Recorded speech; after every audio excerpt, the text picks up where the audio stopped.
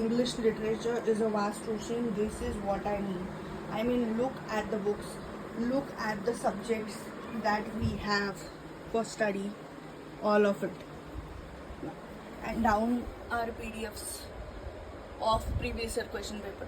Hello you guys, welcome back to my channel. Today is Hanuman Jayanti and we are going to discuss that how we can make notes, how we can study English literature, what are the different channels that you can, that are for free and are best for some of the units, because as I studied and I understood that कि सब एक जो भी एक teacher है, जैसे मैं एक असिस्टेंट प्रोफेसर हूँ इन देवगिरी कॉलेज छत्रपति संभाजी नगर, मैं एक एरिया में एक्सपर्टीज हूँ, तो वैसे ही जो भी टीचर्स होते हैं वो एक एरिया में एक्सपर्टीज होते हैं, और वो किस एरिया में एक्सपर्टीज है ये जानने के बाद हमें वही सब्जेक्ट उनसे सीखना चाहिए, otherwise we are going to waste our time.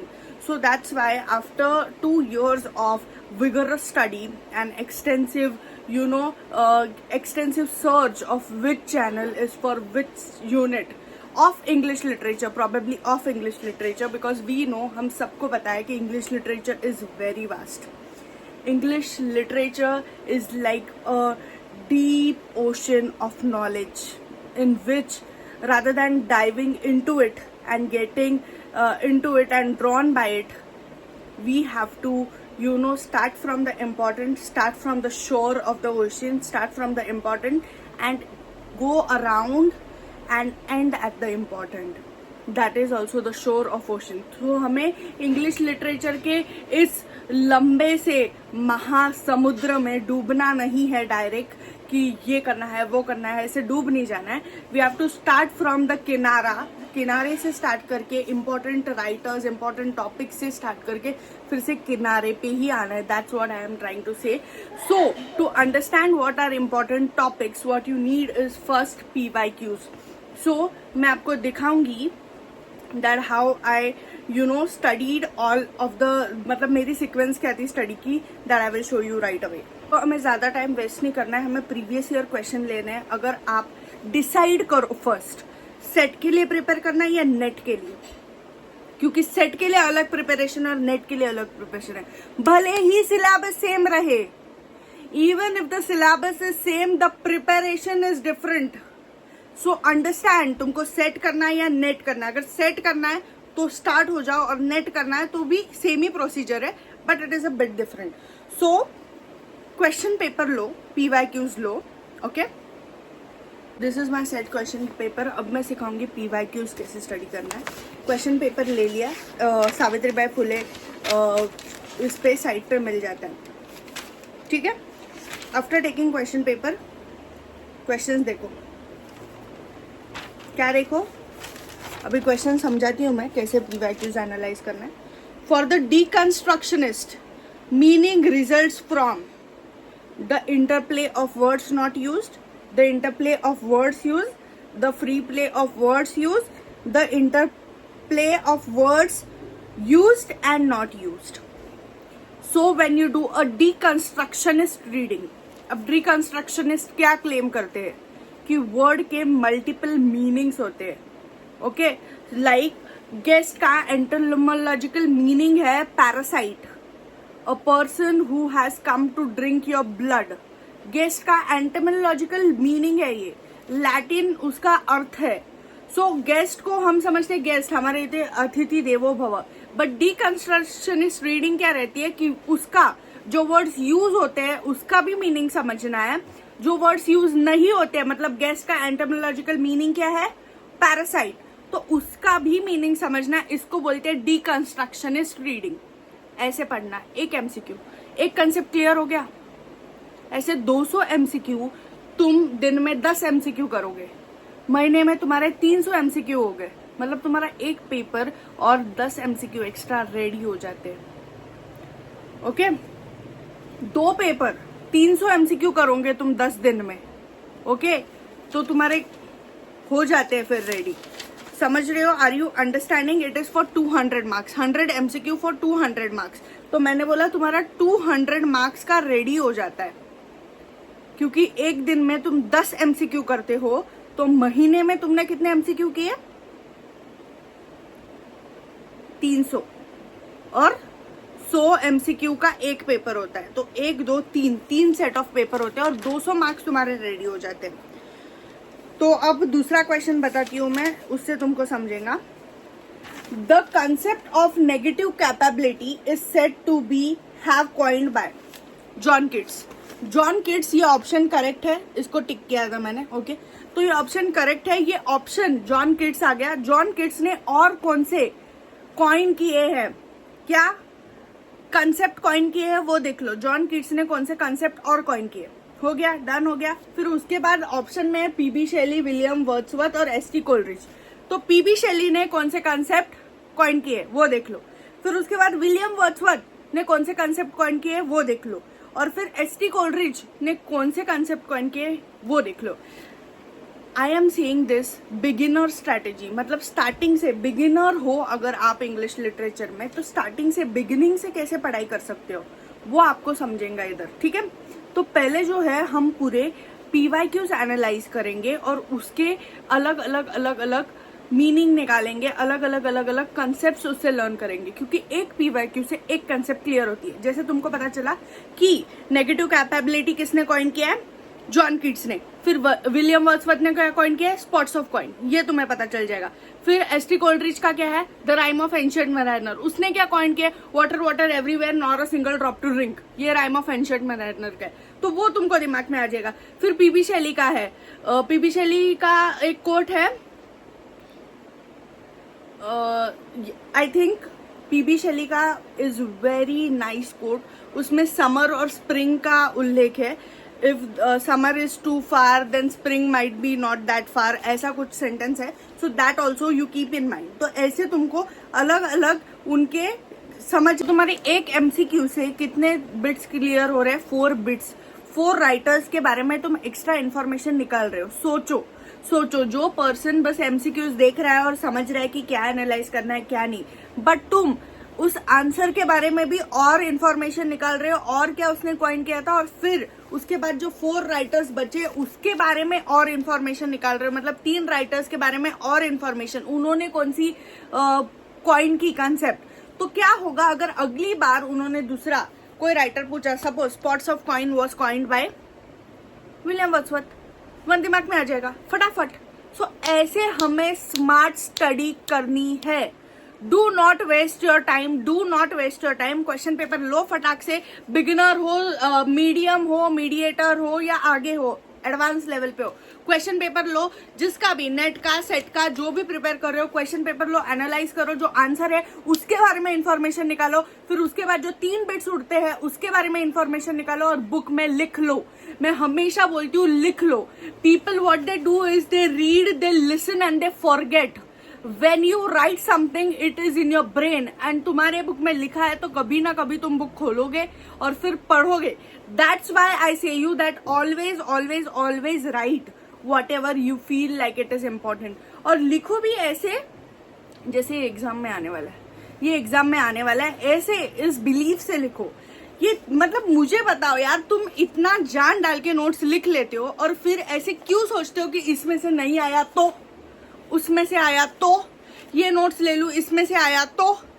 भाई तुम खुद पे बिलीव करो ना, थोड़ा खुद के बारे में कुछ सोचो। तुम इतना मतलब मेहनत कर रहे हो, 5-6 घंटे पढ़ाई कर रहे हो, 10-12 घंटे पढ़ाई कर रहे हो, और फिर जब तुम नोट्स लिखते हो तुम ये डिसबिलीफ ला रहे हो, तुम ये कहीं ना कहीं स्टक कर रहे हो इसको बीच में, इसमें से नहीं आया तो। अरे उसमें से ही आएगा, बिकॉज तुमने उस बिलीव से लिखा है। और right your notes with your 100%। मतलब ऐसा मत लिखो कि लिखना है ऐसे गंदी हैंडराइटिंग में, कुछ भी कचड़ मचड़ मत लिखो। लिखो तो पूरा ऐसे होना चाहिए, पता है, तुम्हारे नोट्स ऐसे लिखने चाहिए तुमने। मैं मेरी नोट्स भी दिखाती हूँ, मतलब तुमको समझ आएगा कि कैसे पढ़ाई करना है, because studying is very very very very very important. ये मेरी लिटरेरी थियोरी के नोट्स है, and also you can message me if you want to buy my notes. ये मेरी लिटरेरी स्टडी की नोट्स है। I will turn the camera so you know it better.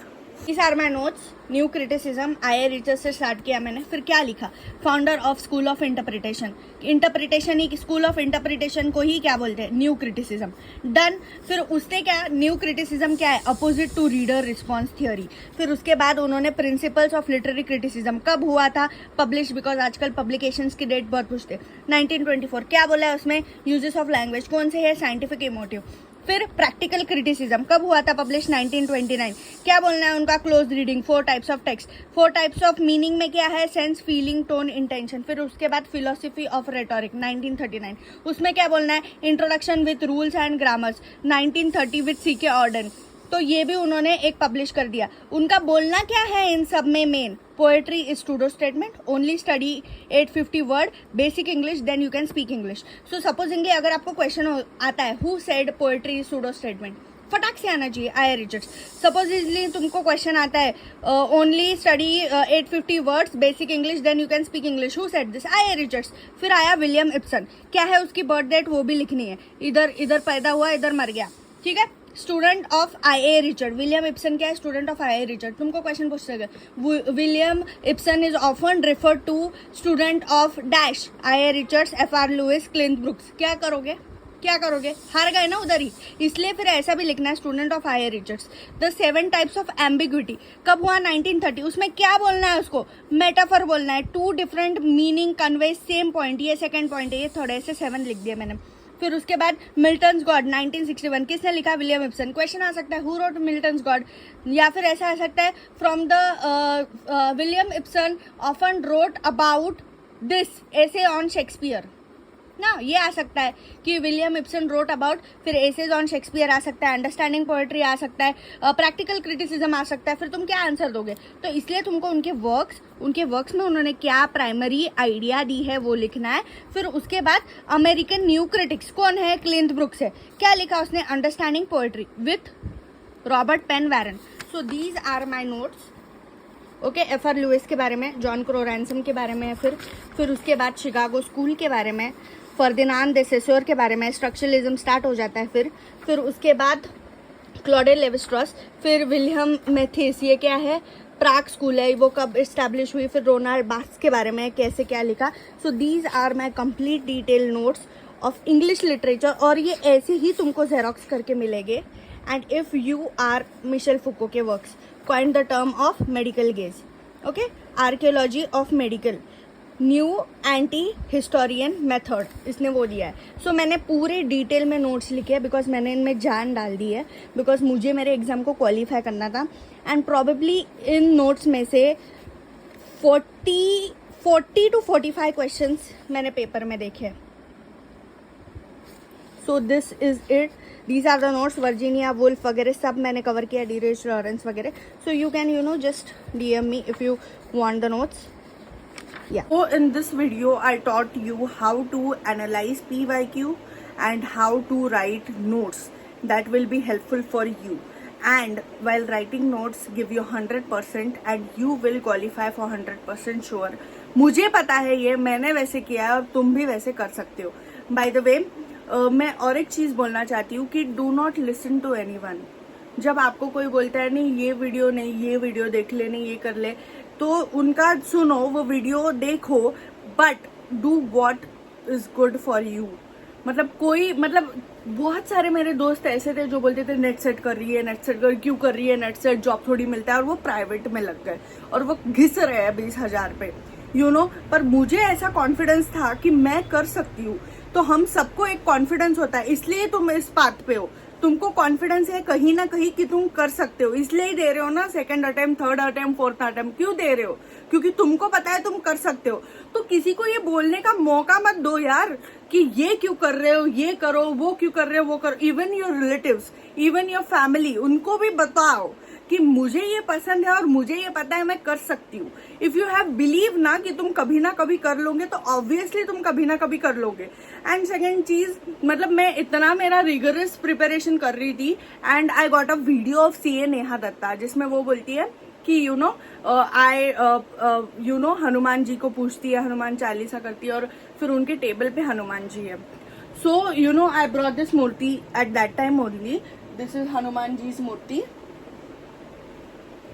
So this is Hanuman Ji's murti. I brought it at that time only, and lot of people are people who used to visit our house because this murti is in bedroom, because I used to study in bedroom.